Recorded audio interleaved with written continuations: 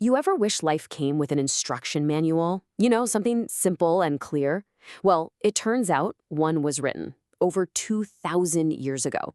Today, we're going to dive into the Buddha's Guide to a Peaceful Life. It comes from this incredible ancient text, and you'll be amazed at how modern its wisdom really is. So, what is the secret to a truly wise and peaceful life? I mean, it's a question we all ask ourselves, right? And today, we're just flooded with self-help books, life hacks, you name it. But way back when, an ancient master, the Buddha, he offered this really direct, really powerful framework to answer that exact question. So let's get into it. Okay, so here's the game plan. We're going to walk through the Buddha's 7 essential knowledges. We'll start with the basics and move all the way to these really deep insights about ourselves and other people. And trust me, this isn't just some boring list. It's a whole system for living with, real clarity. All right, first up, the Buddha's 7 knowledges. The core idea is actually super simple. A wise and peaceful life, it's not an accident. It doesn't just happen. It's the result of actively working on 7 specific areas of knowledge. Think of it as an ancient framework for modern clarity. So let's jump into the first 2. These are the foundation for everything else. It's all about understanding the what and the why. Basically, you got to know the instruction manual for your life and what its whole purpose is.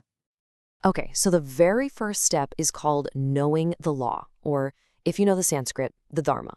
All this really means is getting a deep understanding of the source material itself, the core teachings that kind of act as your map, right? It's just common sense. You need to know what the principles are before you can even think about applying them.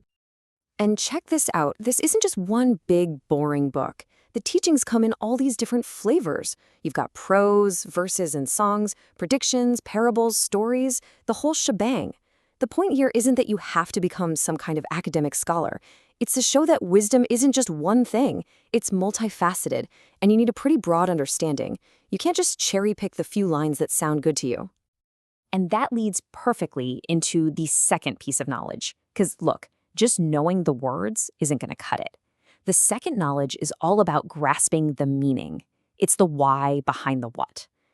It's like the difference between just memorizing a recipe and actually understanding how the ingredients work together to make something amazing.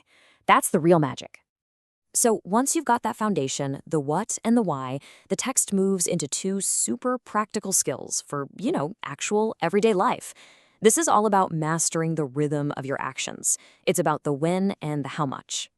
First up is the third knowledge, knowing time. This is all about the wisdom of right timing. It's that gut feeling, that sense of recognizing the perfect moment for everything. When should you push forward? When is it time to just be still and meditate? When do you speak up? And when do you just listen? Honestly, in the crazy, fast-paced world we live in now, this skill is probably more valuable than it's ever been. And right alongside knowing when is the fourth knowledge, knowing moderation. Think of this as the art of the middle way. The text is super clear about this. You gotta find balance in everything. We're talking eating, sleeping, speaking, even how much you're silent. The whole idea is to avoid those crazy extremes, so you can stay in a state of, equilibrium, both physically and mentally. Okay, quick recap. We've got the what, the why, the when, and the how much. Now the framework starts to get a little bigger. It expands outward, from our own actions to our awareness of ourselves and our place in the world. This is all about knowing who you are and where you are. So the fifth knowledge is knowing yourself. And this one is about, let's call it radical self-honesty. It means you have to take a really clear inventory of your own inner stuff. Like, how strong is your faith really?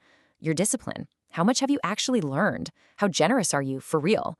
The whole goal here is to see yourself clearly, without the ego, without all the illusions we tell ourselves. And naturally, from knowing yourself, we move on to knowing other people. The sixth knowledge is knowing groups. You can basically think of this as ancient emotional intelligence. It's that ability to just walk into any room, read the vibe, understand the context, doesn't matter if you're with CEOs, your coworkers, or your buddies, and just know how to act with skill and respect. It's about fitting in the best way possible. This all brings us to the seventh and final knowledge. And I gotta say, this one is the most subtle, but also the most profound. So after you know the teachings and you know yourself and you know how to handle groups, now you have to learn to truly understand individuals one-on-one. This is the real art of discerning character. And what's so cool is the text lays out this fascinating step-by-step process for how to do this. This isn't about making snap judgments, not at all. It's about patient observation. So first thing it asks is this person a believer? Are they even open to the idea of a path of wisdom? Okay, and for the ones who are, who among them actually puts in the effort to show up and learn? Then the filter gets even finer. So of the people who actually show up, who is respectful, who genuinely values the chance to learn something new? And then the focus sharpens even more. Of those respectful people, who is a truly attentive listener? I mean, not just hearing the words fly by, but really absorbing them with total focus. But wait, there's more. The observation goes deeper still. So of the people who are listening attentively, who actually remembers what they've heard? And then the final step. Of those who remember the words, who takes that absolutely crucial next step of reflecting on the meaning to get real insight? You see? It's a whole journey from just passively hearing something to actively gaining wisdom.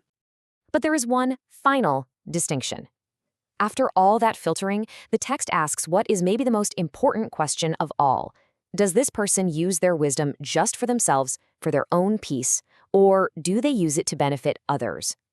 Now that, it says, is the true pinnacle of character.